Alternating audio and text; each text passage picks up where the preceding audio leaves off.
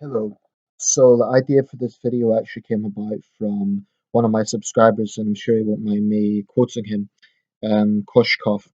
He had actually asked me a question about the US Constitution, i.e., the wording of the Second Amendment.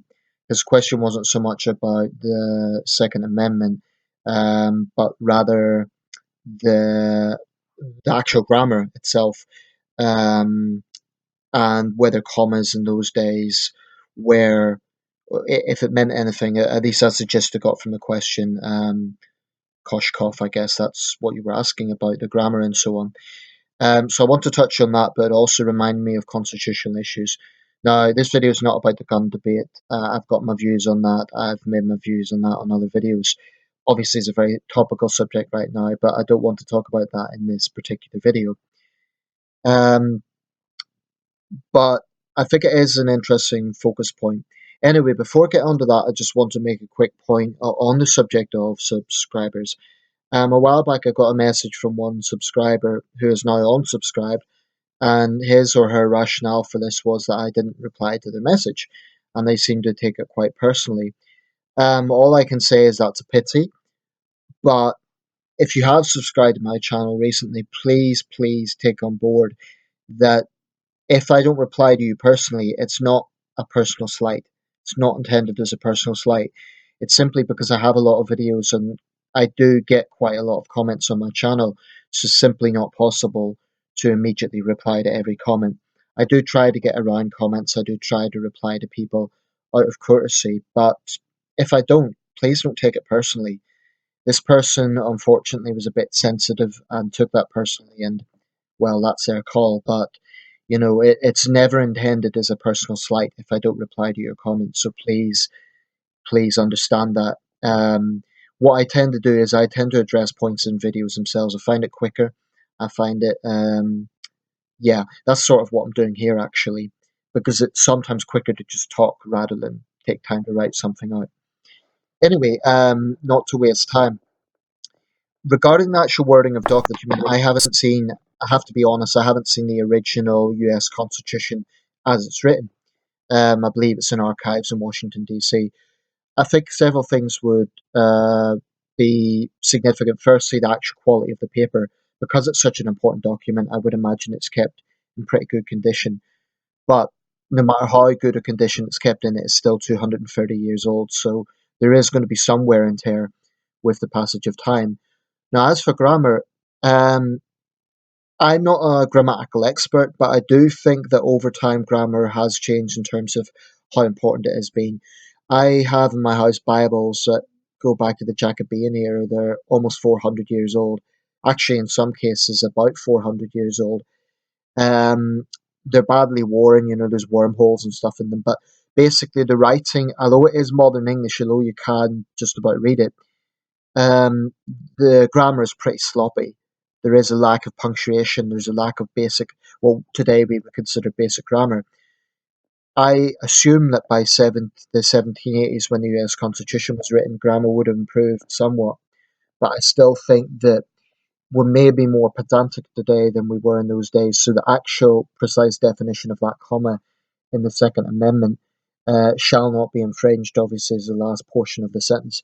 Um, I think it lies I think it gives a lot of weight to the modern debate, perhaps excessively so. That's just my own opinion, because for one thing, we can't get in a time machine and get into the founding fathers' head to exactly decipher what they meant, but there's also common sense involved. Um, Personally, I think what matters is the context today, but that's only my personal opinion. Anyway, I thought what would be interesting is, since we're talking about constitutional issues, I want to talk a bit about the situation in the UK. In this country, we've never had a written constitution, unlike the United States. So the concept of, the constitution is sacred in American politics. People always use it to vindicate their own position. In Britain, we don't really have that. You don't really get people saying, oh, well, the Magna Carta said this, or the Act of Union said that.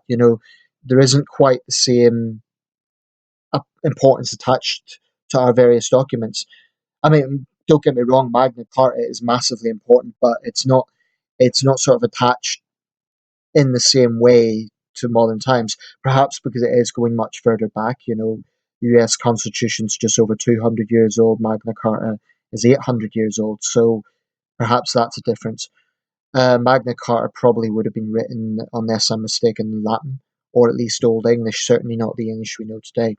So I'm just going to make a reference here to all the various acts of parliament that have been used throughout British history in place of a written constitution.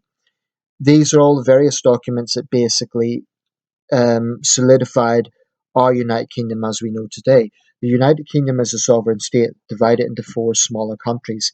England, Scotland, Northern Ireland, and Wales are the four constituent home nations. Now, going way, way back, I'm not going to go into detail about each of these documents, it would simply take too long. But going back, the list is as follows: Treaty of Windsor, 1175, the Treaty of York, 1237, and my camera goes now. I have to use the camera because I can't directly refer to Wikipedia, otherwise I'll lose this video. The Treaty of Perth, 1266, the Treaty of Montgomery, 1267, the Treaty of Aberconwy, 1277, the Statute of Rhuddlan, 1284, the Treaty of Edinburgh Northampton, 1328, the Treaty of Berwick, 1357, Poynings Law, 1495, the Laws and Wheels Acts, 1535 to 1542, the Crown of Ireland Act, which was, 1542, the Treaty of Edinburgh, 1560, the Union of the Crown, 1603, the Union of England and Scotland Act, 1603, the Act of Settlement, 1701, the Act of Security, 1704, the Alien Act, 1705, the Treaty of Union, 1706, the Acts of Union, 1707, the Personal Union of 1714, the Wales and Berwick Act of 1746, well over halfway now, um, the Irish Constitution of 1782, the Acts of Union 1800, the Government of Ireland Act 1920, the Anglo-Irish Act 1921, the Royal and Parliamentary Titles Act 1927, the Northern Ireland Temporary Provisions Act of 1972, the Northern Ireland Assembly 1973, the Northern Ireland Constitution Act 1973, the Northern Ireland Act of 1998, the Government of Wales Act of 1998, the Scotland Act of 1998, the Government of Wales Act of 2006, the Northern Ireland, Scotland Act of 2012, and the Edinburgh Agreement of 2012.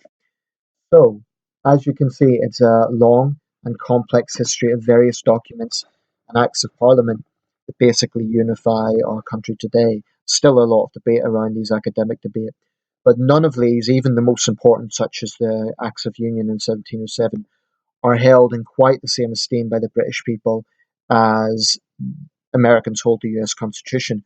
Now, in my opinion, this is a mistake. I believe that some of these documents are extremely important. I believe the Acts of Union should be taught in all British schools. That's my personal opinion. But um, there is obviously a difference in the formation of the United Kingdom being four home nations, whereas the US is, of course, a confederation of states. Um, So yeah, that's it really. I know I've covered a few different topics here, but to summarize, I think that grammar does change somewhat over time, and that's. I just want to talk about the difference between the fact that there is a written U.S. Constitution and there is a lack of a written British Constitution. Incidentally, in modern times, there have been a few politicians who have proposed that we do have some sort of written constitution. I I think there would be a place for that. I think it would be a compelling argument. On the other hand, there's something about it that seems kind of un-British. It's a very American concept, so it's difficult for me to see that. Another quick point about the U.S. Constitution: it's important to remember that before the Revolutionary War, the Americans in the 13 colonies essentially saw themselves as transported Englishmen. It's important to remember that the War of Independence broke out because they felt they were treated unfairly by the king. They wanted the rights of Englishmen. They didn't want the rights of independent Americans, because at that point they didn't see themselves as independent Americans. They wanted the rights of Englishmen, and the Revolutionary War broke out when those rights weren't pertained. I used to study the Newgate Calendar, which is a sort of document of hundreds of years of criminal cases at the Old Bailey, which usually resulted in the gallows. But basically, one of those cases from 1760, the apprehended person was described as an American. Now, that was interesting. It was from 1760, before the War of Independence. So the concept of American was being used before that time, but more, I think, as a sort of adjective, as a term of nationality, more as an adjective of a bit like you're a Celt or you're a Saxon. It wasn't a nationality, but more a loose description. Anyway, I'm going to leave it there. I know I've covered a lot of different things, but I think it's an interesting point. And thank you, Kosh, for bringing that up as an interesting discussion point.